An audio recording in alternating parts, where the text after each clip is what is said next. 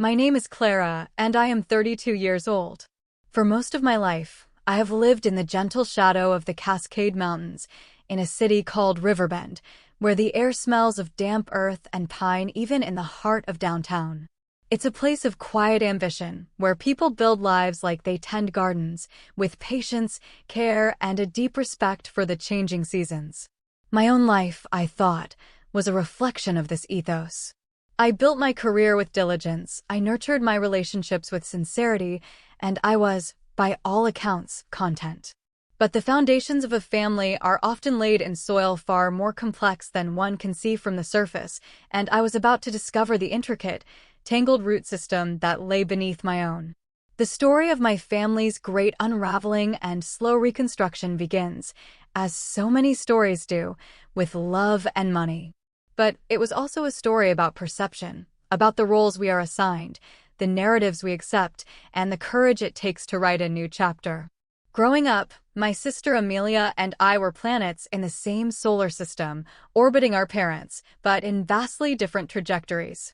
I was the elder by 4 years, a fact that defined my existence from my earliest memories. "Clara, you're the older sister," my mother's voice would chime, a gentle but firm refrain. "You need to set an example." This was the soundtrack to my childhood, the justification for why I had to tidy the playroom after Amelia's creative chaos, why I had to apologize for arguments she started, why my achievements were met with quiet nods while her smallest triumphs were celebrated with fanfare. I was the responsible one, the steady one. I found solace in the logic of mathematics and the predictable syntax of code. I earned straight A's, captained the debate team, and poured my energy into a world of measurable accomplishments because, in our family, praise was a currency I had to earn through tireless effort. Amelia, on the other hand, received adoration as a birthright. She was vibrant, spontaneous, and utterly charming. When she threw tantrums, our parents saw passion. When she failed a test, they saw a teacher who didn't understand her unique brilliance. I built my world brick by brick. She danced in a castle that appeared as if by magic. This dynamic didn't sour me, not in the way one might expect. I loved my sister for her effervescent spirit, even as I quietly resented the inequity. I simply learned to rely on myself, to find my validation internally. I earned a full scholarship to a prestigious university on the East Coast to study computer science. My parents came to my graduation, their pride palpable but fleeting. Most of the weekend was spent on the phone, soothing Amelia through a minor crisis involving her college applications. My milestone became a backdrop for her drama. After college, I joined a fledgling tech startup in Seattle called Ethera Analytics. The early years were a blur of 80-hour weeks, fueled by cheap coffee and the exhilarating hum of creation. We were a small, dedicated team building something from nothing. While my friends were traveling and dating, I was sleeping on a cot in the office, wrestling with complex algorithms. The sacrifice was immense, but the payoff was life-altering. When Ethera was acquired by a tech giant, my stock options matured. At 28, I found myself in the surreal position of possessing a level of financial security I had never imagined. It was a quiet wealth. I didn't buy a flashy car or a sprawling mansion. I bought a modest, comfortable craftsman home in a quiet Riverbend neighborhood, drove the same reliable car, and continued to live a life that valued experiences over possessions. My greatest indulgence was the freedom from financial anxiety. Ironically, as my star rose, my parents began to fall. They had owned the Quill and Compass, a beloved independent bookstore in the heart of Riverbend, for over 2 decades. It was a magical place, smelling of old paper and brewing tea, a sanctuary for the town's dreamers and thinkers. But a shifting economy, the rise of online behemoths, and a few poor business decisions left them teetering on the edge of bankruptcy. My father, a man whose identity was deeply entwined with his role as a provider and community pillar, was too proud to tell me the extent of the problem. I discovered it one Tuesday night when my mother called me, her voice thick with unshed tears, confessing they were 3 months behind on their mortgage. That night, staring out at the rain-slicked streets of my peaceful neighborhood, I made a decision that would irrevocably alter the course of our family. I would save them, but I would do it in secret. I couldn't bear the thought of them feeling like failures, of my father losing his dignity. And if I were truly honest with myself, I didn't want Amelia to know. Her jealousy, a low hum throughout our lives, had grown more pronounced with each of my successes. Giving her a tangible, monetary figure to envy felt like handing her a weapon. So, I built a fortress of kindness, a complex architecture of anonymous support designed to protect them and, perhaps, to protect myself. I met with a discreet financial advisor, a gentle, silver-haired man named Mr. Davies. "Miss Preston, are you certain about this structure?" he asked, peering over his glasses. "Family financial entanglements can become thorny." "I'm certain," I said, my voice firm. "They can never know the money is from me." Together, we established a series of trusts and shell companies. We created the Riverbend Alumni Foundation, a fictional entity that awarded Amelia a full-ride scholarship, complete with tuition, housing, and a generous monthly stipend. We set up the Main Street Revitalization Fund, another invention, which selected the quill and compass for a substantial business stabilization grant. Within weeks, a letter arrived at my parents' home informing them they'd been approved for a special home preservation program, reducing their mortgage to a fraction of its original cost. The change was immediate. The worry lines on my father's face softened. My mother's laughter returned. They spoke of their incredible luck, of the kindness of strangers, of the universe finally smiling on them. Amelia moved from a cramped dorm into a stylish apartment downtown, her gratitude directed toward a faceless foundation. For a time, it felt like the perfect solution. I had saved my family while preserving their pride and our established dynamic. I was the silent benefactor, the invisible guardian. But I was also an enabler. I was propping up a system that was fundamentally unhealthy, watering the roots of dysfunction instead of helping my family grow stronger. I didn't see it then. I saw only their relief, and it was enough. The first cracks in my carefully constructed facade appeared when I brought my boyfriend, Liam, home for Thanksgiving. Liam was an architect, a man who built things to last. He was kind, intelligent, with a quiet confidence that I found deeply attractive. He saw the world with a clarity and compassion that I admired. The moment Amelia met him, I felt a shift in the air. Her laugh became louder, her gestures more theatrical. She touched his arm as she spoke, her eyes lingering a moment too long. She managed to weave her single status into the dinner conversation no fewer than 5 times. "Your sister seems lovely," Liam said on the drive home, a testament to his generous nature. "She can be," I replied, the single phrase weighted with years of unspoken complexity. I didn't realize it then, but Liam's arrival was a catalyst. His presence in my life, a symbol of a future I was building for myself, highlighted everything Amelia felt she lacked. And my secret financial support, intended as an act of love, had inadvertently given her the resources and the free time to nurture her resentment. The stage was being set for a perfect storm, and I, the architect of our family's false security, was standing directly in its path. The illusion of a perfect solution began to fray at the edges almost immediately. Despite her full scholarship and generous stipend, Amelia's academic career faltered. As the anonymous donor, I received progress reports from the university. I saw the dropped classes, the failing grades, the eventual slide into part-time enrollment, all while she assured our parents she was on track to graduate with honors. Her personal life was equally chaotic. She would enter whirlwind romances that ended in dramatic, public implosions, followed by lavish retail therapy sessions to soothe her broken heart. She cycled through jobs, clashing with managers and colleagues, quitting in a blaze of righteous indignation, then taking months to find a new position, all while maintaining a lifestyle far beyond her means, funded by my secret generosity. When Amelia maxed out her first high-limit credit card, my mother called me in a panic. "Clara, darling, I hate to ask, but your sister is in a bit of a financial bind. We've helped as much as we can, but with the bookstore just getting back on its feet." I feigned sympathy and offered to contribute a few $100s. Then, through Mr. Davies' network, I paid off the entire 5-figure balance. This pattern repeated itself over the next few years, the amounts growing with each call. I was a ghost in her machine, fixing problems she never knew I was aware of. When Liam proposed on a misty morning at the coast, our feet bare in the cold sand, my joy was absolute.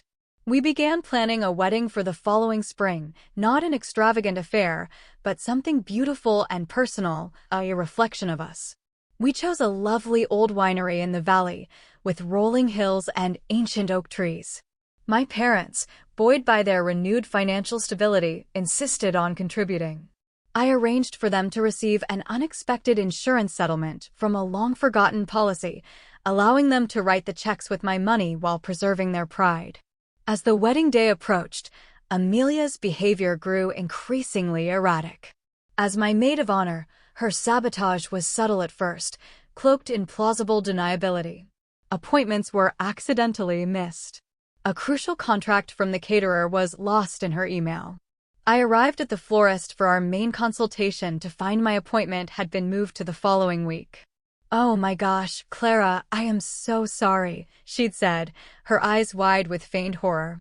"They called me and I totally forgot to text you. Wedding brain, you know." The most alarming incident involved the venue deposit. I had given her a certified check to deliver, as the winery was near her apartment. A week later, the venue called, concerned they hadn't received it. When I checked with the bank, I found the check had been cashed, deposited directly into Amelia's personal account. I later discovered she'd used the money as a down payment on a new convertible. When I confronted her, she broke down in tears. "It was just a timing issue with my accounts, Clara. I was going to transfer the money to them this week. I just wanted to secure the car before the deal expired. You know how hard it's been for me." Against my better judgment, I chose to believe her. I saw it as another symptom of her chronic financial irresponsibility, not as calculated malice. Looking back, I see I was willfully blind, clinging to the version of my sister I wanted to exist, not the one who stood before me. The engagement party was another turning point. Liam's brother, a quiet, observant man, pulled me aside. "I don't want to cause any trouble," he began, looking uncomfortable, "but your sister has been texting Liam quite a bit. He says she keeps asking to meet for coffee to plan a wedding surprise for you." Liam confirmed it later, showing me a string of messages that had escalated from friendly to unmistakably flirty. He had been politely deflecting them, not wanting to create a rift between me and Amelia. "I thought she was just being overly friendly," he said, a troubled look in his eyes. Should I be worried? No, I assured him, though a cold knot of worry was tightening in my stomach. "I'll talk to her." My confrontation with Amelia was a masterclass in emotional manipulation. She collapsed into sobs, accusing me of not trusting her, claiming she was only trying to make sure Liam was truly good enough for me. Her performance was flawless, right down to the trembling lower lip. It was so convincing that I almost fell for it, until I saw her glance at her reflection in a darkened window, a fleeting, assessing look to check the authenticity of her own tears. Around this time, she began dropping hints about mysterious health problems. "I don't want to worry anyone," she'd sigh dramatically over family dinner, "but the doctors want to run more tests. It's probably nothing." My mother would immediately descend into a flurry of concern, while my father would grow quiet and anxious. The spotlight would be firmly on Amelia for the rest of the evening, any talk of wedding plans completely forgotten. My suspicions solidified into a sickening certainty during a final dress fitting. Amelia made a scene, insisting she needed a larger size. "I've just been retaining so much water with this condition," she announced to the room. When the seamstress suggested simple alterations would suffice, Amelia's eyes welled with tears. "You don't understand," she whispered, just loudly enough for the other bridesmaids to hear. "There might be a reason I'll need a little extra room in a few months." The room erupted in excited whispers and congratulations. Amelia demurred theatrically, insisting it was too early to say anything for sure, but her eyes kept darting toward me, gauging my reaction. The final piece of the puzzle clicked into place through the very system I had created to help her. While reviewing the monthly statements from her scholarship trust, I noticed an unusual charge, a one-time payment to a niche online graphic design service. The company's tagline was custom documents for any occasion. A quick, queasy search revealed they specialized in creating high-quality novelty items, including shockingly realistic-looking medical reports. A sense of dread, cold and heavy, settled over me. She wasn't just jealous. She was plotting. She was building her own narrative for my wedding weekend, and it was designed to burn my own to the ground. She had no idea that I knew. And she had no idea that the silent benefactor who funded her life was about to find her voice. The night of the rehearsal dinner, I slipped a slim manila folder containing years of financial records into my handbag. If Amelia wanted to play with matches, she was about to find out I owned the entire forest. Our rehearsal dinner was held at the Aerie, a restaurant perched on the top floor of a downtown skyscraper, its floor-to-ceiling windows offering a panoramic view of Riverbend glittering below. The room was aglow with candlelight and the low, happy hum of 40 of our closest friends and family. It was meant to be a pinnacle of joy, the quiet, beautiful start to our new life. I should have been soaking it all in, but a tense coil of anxiety tightened in my chest with every passing minute. My focus was entirely on Amelia. She was a magnetic pole of drama, drawing all energy toward her. Dressed in a clingy silk dress, she kept a protective hand on her stomach, a gesture both subtle and screamingly obvious. She'd laugh a little too loudly, then sigh and press her fingers to her temple as if fighting off a wave of dizziness. "Are you feeling all right, sweetheart?" my mother asked, her voice laced with the public concern Amelia was so expertly curating. "I'm fine, Mom," Amelia replied with a brave, weak smile. "Just a little tired. The doctor said I need to rest, especially in my condition." My mother's eyes widened, and she pulled Amelia into a corner for a hushed, animated conversation that was performed for the benefit of the entire room. I watched from across the table, my champagne flute cold in my hand. Liam leaned in close. "Everything okay? You seem a million miles away." "Just pre-wedding jitters," I lied, forcing a smile. I didn't want to taint his evening with the ugly truth, not yet. I excused myself, pretending to check on the seating chart. Instead, I watched Amelia until she put her phone down on the table and headed toward the restroom. This was my chance. My heart hammered against my ribs as I walked over to her empty seat. Her purse was there, her phone lying on top, the screen still lit. It felt like a shocking violation of privacy, but I knew it was a necessary one. I snatched it up. My hands were shaking. A text conversation with her friend, Chloe, was open. "Chloe, the fake ultrasound pic is perfect. The doctor's office letterhead looks so legit. Are you really going through with this tonight?" Amelia, "Hell yes. Big announcement at dinner. Then a scare during the ceremony tomorrow. All eyes on me for once. Not on Miss Perfect." Chloe, "OMG. What if someone finds out? What if they call the doctor?" Amelia, "No one would dare. And if they do, I'll just have a tragic miscarriage right after their honeymoon. The perfect way to ruin their happy return." Chloe, "Clara will hate you forever." Amelia, "She'll get over it. She has everything else. I deserve one weekend where I'm the one everyone cares about." A wave of nausea and white-hot rage washed over me. It wasn't just a grab for attention. It was a calculated, cruel campaign designed to inflict the maximum amount of pain. I quickly took photos of the conversation with my own phone, my fingers fumbling on the screen. I placed her phone back exactly as I'd found it, just as she emerged from the hallway. Our eyes met for a split second across the room. I kept my expression blank, a mask of calm, but she must have sensed a shift because she quickly looked away, busying herself in a conversation with one of Liam's cousins. Dinner was served. Toasts were made. As my father stood, clearing his throat to deliver his speech, Amelia chose her moment. She gasped, a hand flying to her stomach, her face contorting in practiced pain. The timing was impeccable. The room fell silent. "I'm so sorry," she said, her voice carrying across the hushed room. She had tears in her eyes already. I truly wasn't going to say anything. I didn't want to take any attention away from Clara and Liam. She paused, letting the drama hang in the air. "But I've been having some complications with the pregnancy." The doctor said I need to be on bed rest, but I couldn't bear to miss this. A chorus of concerned murmurs filled the room. My mother rushed to her side. My father stood frozen, his toast forgotten. Liam looked at me, his face a canvas of confusion and concern, silently asking if I had known. A strange, preternatural calm settled over me. I stood up, my wine glass in my hand. The room quieted again as all eyes turned to me. "Thank you, everyone, for your concern for my sister," I began, my voice clear and steady, cutting through the sympathetic chatter. "But before we go any further, I think there's something we need to clarify." I turned my gaze directly to her. "Amelia, would you like to tell everyone the truth about your pregnancy, or should I?"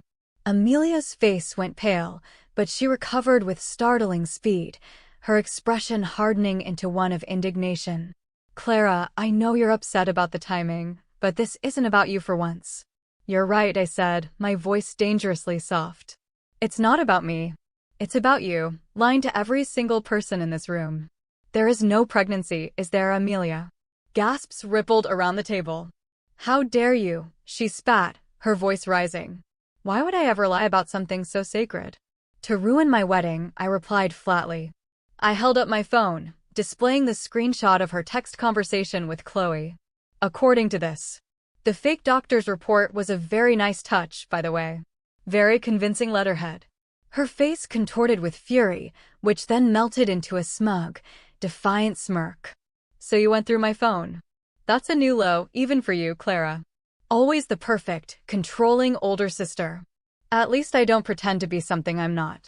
Everyone here thinks you're so wonderful and successful, but you're just a pathetic control freak who can't stand it when someone else gets 5 minutes of attention." It was the opening I had been waiting for. I reached into my handbag and pulled out the slim manila folder. I set it on the table with a soft thud. "Speaking of control," I said, my voice dropping to a near whisper, yet it carried to every corner of the silent room. "Did you ever stop to wonder, Amelia, how you afford that beautiful apartment and that new convertible on a part-time retail salary? Or Mom, Dad, did you ever question how the quill and compass magically recovered from the brink of bankruptcy 5 years ago? Or where Amelia's full-ride scholarship actually came from after she failed half her freshman classes?" Amelia's smirk faltered, replaced by a flicker of confusion. My mother made a small, choked sound. "Clara, this is not the time or the place," my father started, his voice strained. "Actually, Dad, it's the perfect time and place," I cut in, my calm finally cracking to reveal the steel beneath. "For years, I have been quietly funding this entire family. The mortgage on your house, Dad? That was me. The business revitalization grant? Me. Mom's knee surgery last year? Me. Amelia's apartment lease, her car payments, the 7 times I've paid off her maxed-out credit cards, all of it was me. The Riverbend Alumni Foundation is a trust one created." I opened the folder and slid a few key documents onto the table: bank transfers, trust agreements, a copy of the deed to their house held by a corporation I owned. The silence in the room was absolute, a ringing vacuum where the happy chatter had been. Liam was staring at me, his expression unreadable: shock, confusion, and something else I couldn't yet name. My mother had sunk into her chair, her hand covering her mouth. My father stood rigid, his face ashen. Amelia stared at the papers, her expression shifting from defiance to dawning, gut-wrenching horror. "You're lying," she whispered, but the words had no conviction. "The pregnancy report isn't the only fabricated document in this family, Amelia," I said softly. "The difference is, mine were created to help you. Yours were created to hurt me." I turned to our stunned guests. "I sincerely apologize for this family drama. Please, enjoy the rest of your evening. Mark and I look forward to celebrating with you all tomorrow." My voice caught on the last word. "Assuming we still have a wedding to celebrate." With that, I turned and walked out of the room, leaving behind the wreckage of 2 decades of secrets and lies. As the door swung shut behind me, I heard the first, shuddering sob from Amelia. They were real tears this time. The sound offered no triumph, only a profound and hollow sadness. I had thought I was protecting my family, but I had only built a more elaborate cage for all of us. And in breaking it open, I had no idea if any of us would be able to fly free. After I left the restaurant, I drove. I had no destination, just a desperate need for motion, to put distance between myself and the crater I had left behind.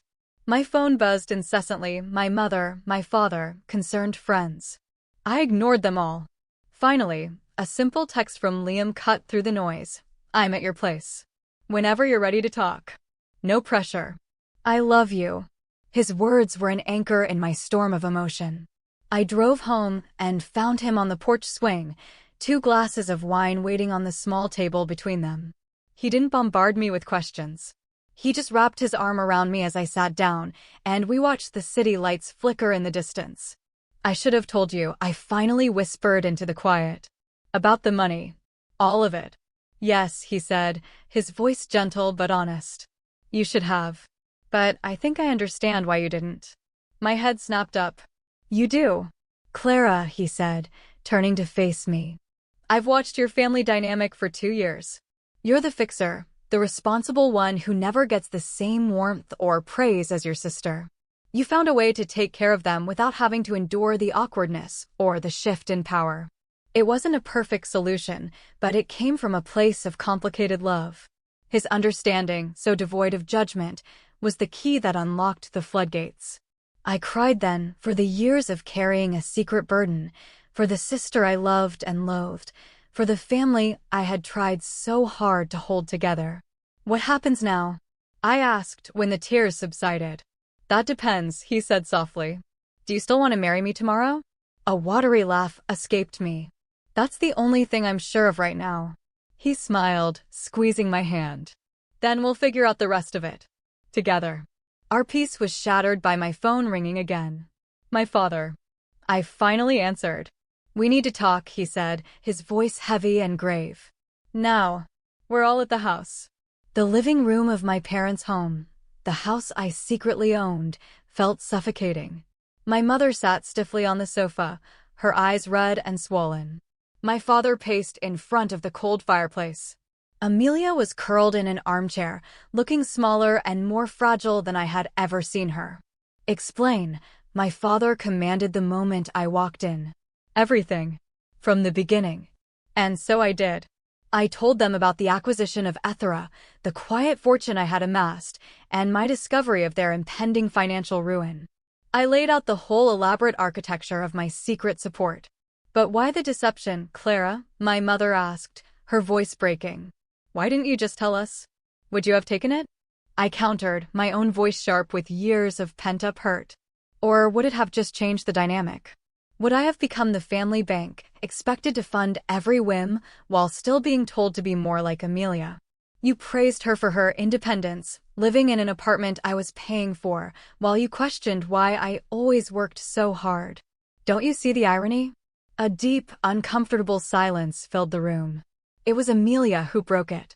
"I didn't know," she said, her voice barely a whisper. "About any of it." She looked at me, her eyes filled not with anger, but with a bewildered sort of pain. "Why? Why would you help me when I've been so awful to you?" "Because you're my sister," I said simply. "And I thought that if I could take the financial stress away, maybe we could all just be a normal family." Amelia slowly uncurled herself from the chair and stood in the center of the room. "I have to tell you something," she said, her voice shaking but gaining strength. "Clara's right. The pregnancy was a lie. I was going to pretend to have a scare during the ceremony." She swallowed hard, her gaze fixed on the floor. "But that's not all. I also contacted Liam's ex-girlfriend. I was going to pay her to show up and object during the vows." My mother gasped audibly. "Amelia, how could you?" "Because I'm jealous." "Okay." The words burst out of her, raw and ragged. "I've always been jealous of her. Everyone thinks I was the favorite, but being the favorite meant no one ever expected anything of me. Do you have any idea what it's like to live in the shadow of a saint? Perfect grades, perfect career, perfect fiancé. I'm 28 years old, a college dropout working in retail. And now I find out that even that pathetic existence was funded by my perfect older sister." Her raw, brutal honesty stunned me. For the first time, I wasn't seeing my rival or the spoiled baby of the family. I was seeing someone who had been just as damaged by our family's broken dynamic as I had, just in a different way. My role had forced me to be hyper-confident. Hers had infantilized her. My father sank into a chair, looking utterly defeated. "We failed you both," he said, his voice thick with emotion. "Clara, we took your strength for granted and burdened you with it. Amelia, we coddled you so much we never taught you how to stand on your own." My mother looked at me, her face etched with a new kind of fear. "What happens now, Clara? Are you going to keep helping us?" The naked anxiety in her question was the final, painful confirmation of what I had always feared, that my value to them had become inextricably linked to my financial support. Before I could answer, Liam spoke from the doorway, where he had been standing quietly. "With all due respect, Mrs. Preston," he said gently, "I think that's the wrong question. The question isn't about who is paying for what. It's about how you all start to rebuild trust." I had never loved him more. "The wedding is off," I announced, the decision solidifying as I said it. "For now. We'll decide later if and when to reschedule." I took a deep breath. "And the financial support, it stops. Today. All of it." "But the mortgage," my father began. "The account has enough to cover the next 2 months. That gives you time to figure out your next steps."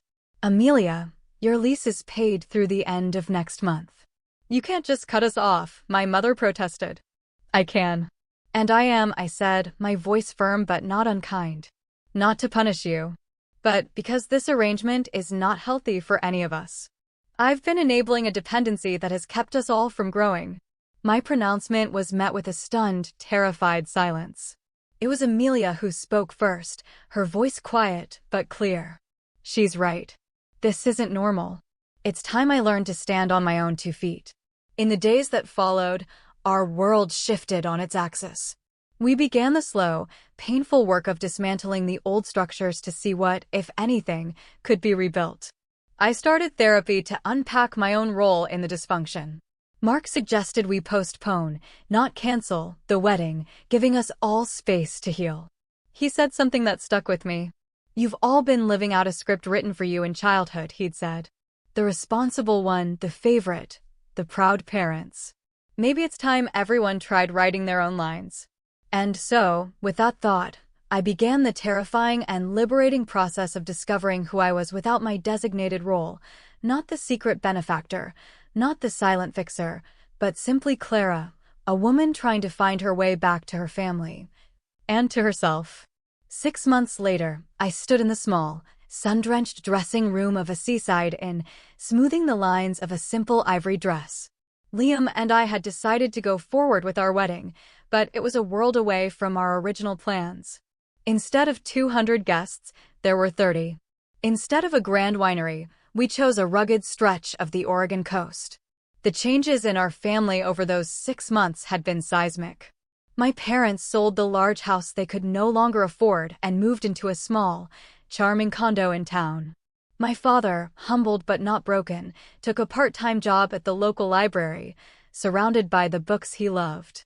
My mother, discovering a latent talent, started a small online business selling her beautiful, handcrafted jewelry. They were living within their means for the first time in years, and in doing so, they had rediscovered a measure of their own strength and partnership. Amelia's transformation was the most profound. After a few terrifying weeks of uncertainty, she had found a job as an office manager at a small architecture firm, a position Liam's friend had helped her find. It was structured, demanding, and for the first time, she was thriving. She had moved into a modest apartment with a roommate, enrolled in evening classes at the local community college, and was meticulously rebuilding her life, one responsible decision at a time. We had all started family therapy. The sessions were raw and difficult, excavating decades of resentment and misunderstanding. But slowly, painstakingly, we were learning a new language, one of accountability, honesty, and boundaries. "You look beautiful, honey," my mother said from the doorway. Her eyes, which for so long had held a flicker of anxiety, were clear and calm. Our relationship was being rebuilt on a new foundation, one of honesty rather than obligation. "Is Amelia here?" I asked. "She's down on the beach. helping with the chairs, she said. She was nervous about coming. Amelia was not my maid of honor. That bridge would take more time to rebuild. But she was here, as a guest, an invitation that was in itself an act of hope. My father walked me down the sandy aisle toward Liam, who waited by the water's edge. I saw Amelia in the second row. Our eyes met, and she gave me a small, shy, and utterly genuine smile. The ceremony was brief and deeply personal. We exchanged vows we had written ourselves, promising not perfection, but partnership, not a life without storms, but the commitment to be each other's harbor. At the simple reception at a nearby restaurant, Amelia approached me, holding a glass of sparkling cider. "Congratulations, Clara," she said softly. "It was a perfect day. Thank you for coming, Amelia. It means a lot to me." An awkward silence hung between us for a moment, the ghost of all that had happened. Then she took a breath. "I have something for you. It's not really a wedding gift, but..." She handed me a crisp envelope. Inside, I found a meticulously researched, professionally presented business plan for a small graphic design firm. "I'm not asking you for money," she said quickly, seeing the look on my face. "I'm going to apply for a small business loan when I finish my degree. I wanted your opinion. As someone who's built something." I was touched so deeply I could barely speak. It was the first time she had ever approached me as a peer, seeking my wisdom instead of competing for my resources. It was a gesture of respect, a sign that she was finally seeing me not as a benchmark to resent, but as a sister to learn from. "I'd love to read it," I said, my voice thick with emotion. "Maybe we can get coffee next week and go over it?" Her face lit up with a pleasure so pure and unforced it almost broke my heart. "I'd really like that." Later, as the sun set over the Pacific, my father came and sat beside me. "I have a confession," he said quietly. "I suspected. About the money. Not the extent of it, but the business grant, the mortgage help. The timing was too perfect. It was easier to accept the miracle than to face the truth and my own failure." "We all made mistakes, Dad," I said gently. "I know," he nodded, looking out at the waves. "But we're finding our way back, aren't we?" "Yes," I said, taking his hand. "I think we are." The journey of the past year had been excruciating. The revelation that was meant to be my sister's ultimate act of sabotage had, in a strange and painful twist of fate, become our family's salvation. It forced us to tear down a structure that was rotten at its core so that we could begin the slow, arduous work of building something new. Something smaller, perhaps, and less perfect looking from the outside, but something infinitely stronger, built not with secrets and money, but with the difficult, beautiful, and resilient materials of truth and forgiveness. I was no longer the secret fixer, and Amelia was no longer the favored child. We were just Clara and Amelia, two sisters learning, finally, how to stand in the light together.